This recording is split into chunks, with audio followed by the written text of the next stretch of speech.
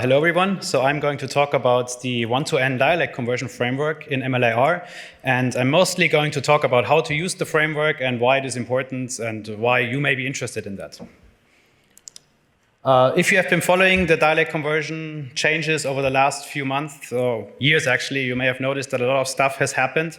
So it all started with simple rewriter or listener improvements, adding listeners, additional notifications, or adding support to the dialect conversion.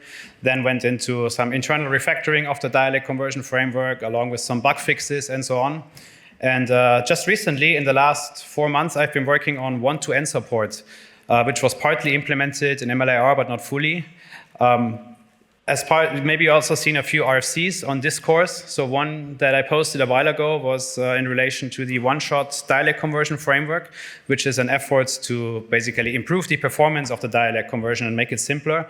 But as I was working on that, it turned out that I needed to do some additional or earlier simplifications, and that's why I worked on the one-to-n stuff before. And finally, one thing I have planned is using the one-to-n dialect conversion for the MemRef to LLVM lowering in MLIR.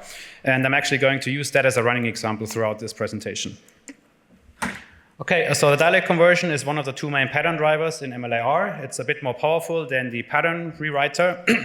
So the conversion rewriter is a bit more powerful than the pattern rewriter. So for example, you have what you can do here is you can apply signature conversions, or you have more additional functions to deal with type changes. And so this is what we have today, and what was added over the last few months. Basically, we have additional overload here now, or additional function, which is called replace op with multiple. And what this allows you to do is to replace an operation with a range of SSA values. So basically, every op result can be replaced with multiple SSA values. So the apply signature conversion already supported that before, but we were missing this kind of functionality for op results. So why was I looking into this? So the MLIR codebase was in a bit of an unfortunate state that we have this existing dialect conversion, which supported one-to-n conversions partly. So as part of signature conversion, it was supported, but you could not use that to basically replace operations.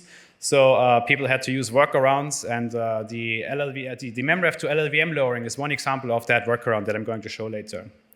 Also, we have this separate dialect conversion framework, which is in this one-to-n type conversions.h header file, which was implemented by a colleague of mine because of missing functionality and as an attempt to bring one-to-n conversions to MLIR, but they were not really composable because this framework is actually a greedy pattern rewrite. So this is now no longer needed, and I plan to delete this after this conference. So a few more words how to migrate your code if you're using that later. So why is that important? So actually we care about that a lot in NVIDIA internal workloads, because we have a lot of one-to-n dialect conversions, and we have to rely on workarounds that are slow and produces a lot of IR, hard to debug. But there are also a few of these one-to-n cases in MLIR itself. For example, the MemRef to LLVM lowering is a one-to-n dialect conversion. Or if you look at the sparse compiler, there's another example of a one-to-n dialect conversion. Also, other projects use one-to-n dialect conversions, or well, they have something that could benefit from a one-to-n dialect conversion. For example, the Triton framework, it has this step where it goes from tile level to SIMT level, and they have to resort to workarounds because there is no one-to-n dialect conversion available until recently. So let me briefly talk about an example so you know what the workaround is that we have at the moment. So let's take a look at MemRef to LLVM. So this is how we lower it at the moment. So you have a MemRef type, and because we don't have one-to-n conversions, one SSA value has to be converted to another SSA value. So in this case, we lower a MemRef type to an LLVM struct, which has 2 pointer types. The reason why it's 2 pointer types is because we have an allocated pointer and an aligned pointer. Then we also store an offset in there. We store the sizes. That's because, well, this is a 2D MemRef. And also we store the 2 strides. So all of that is stored inside of this LLVM struct. Now, if we would have a one-to-n lowering, we could just do the following. 1 SSA value gets directly replaced with 7 SSA value. So no LLVM struct is needed anymore. And the same applies for unranked MemRefs. So at the moment, we lower to an LLVM struct. But this could just lower to 2 SSA values, a pointer, to the descriptor, and an I64, which basically indicates the rank.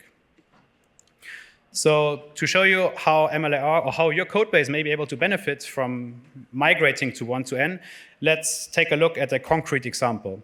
And here we have a MemRef subview and a subsequent load, and we'll take a look at how that is lowered through MLIR today.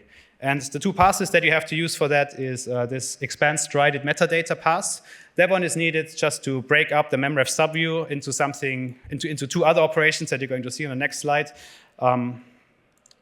So basically, it's broken up into this extract strided metadata and reinterpret cast. That's just an implementation detail. But now, at this point, we have lowering patterns in the finalize MemRef to LLVM pass. We have a lowering pattern for each one of those three operations. And we can basically call this convert to LLVM, and that will lower it. So this is the AR that you get today. So you can already see, well, it was just, 5 operations, and now this expanded into 34 operations.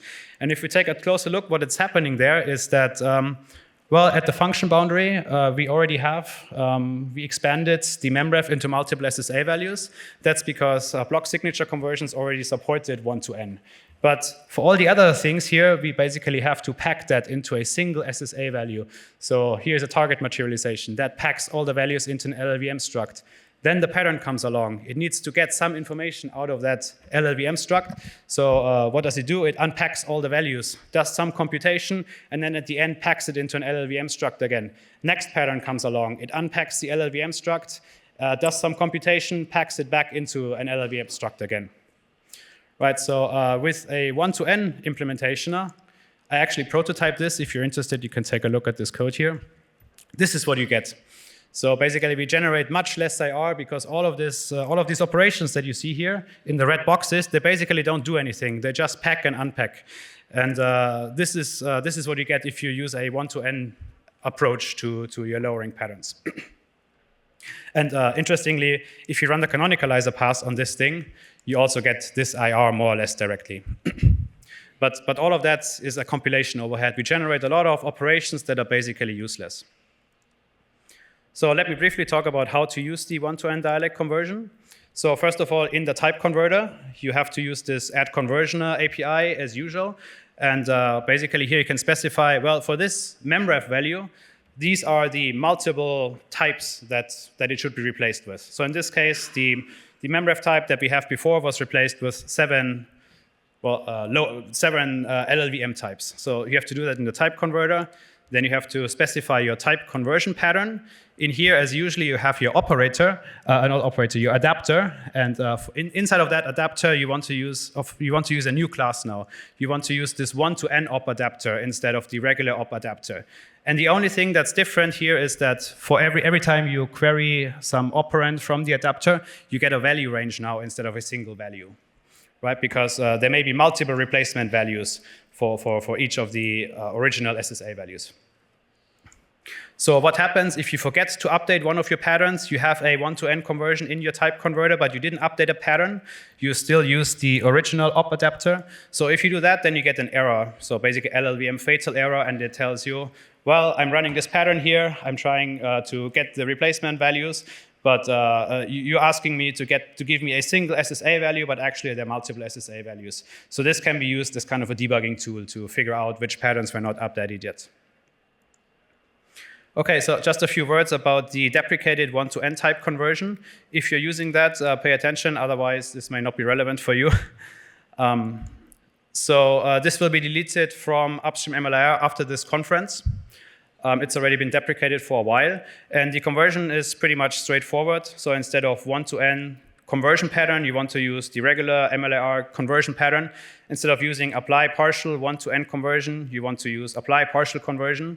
One thing that you have to watch out for, you have to define a conversion target. The original 1 to n, or this deprecated framework, didn't have a conversion target because it was actually a greedy pattern rewrite. Also, instead of replace op, which had this additional 1 to n type mapping that doesn't exist anymore, you want to use this new replace op with multiple. And this 1 to n type mapping is essentially a signature conversion object. So what may take a while is updating all the test cases, because this was a greedy pattern rewrite, so it also did CSEing and folding and all of that stuff. So that is no longer happening when you use the regular dialect conversion. So if you're lazy and don't want to update your test cases, maybe run the canonicalizer pass after switching to the new dialect conversion. All right, so this brings me to the end of my presentation. If you have questions, please talk to me later.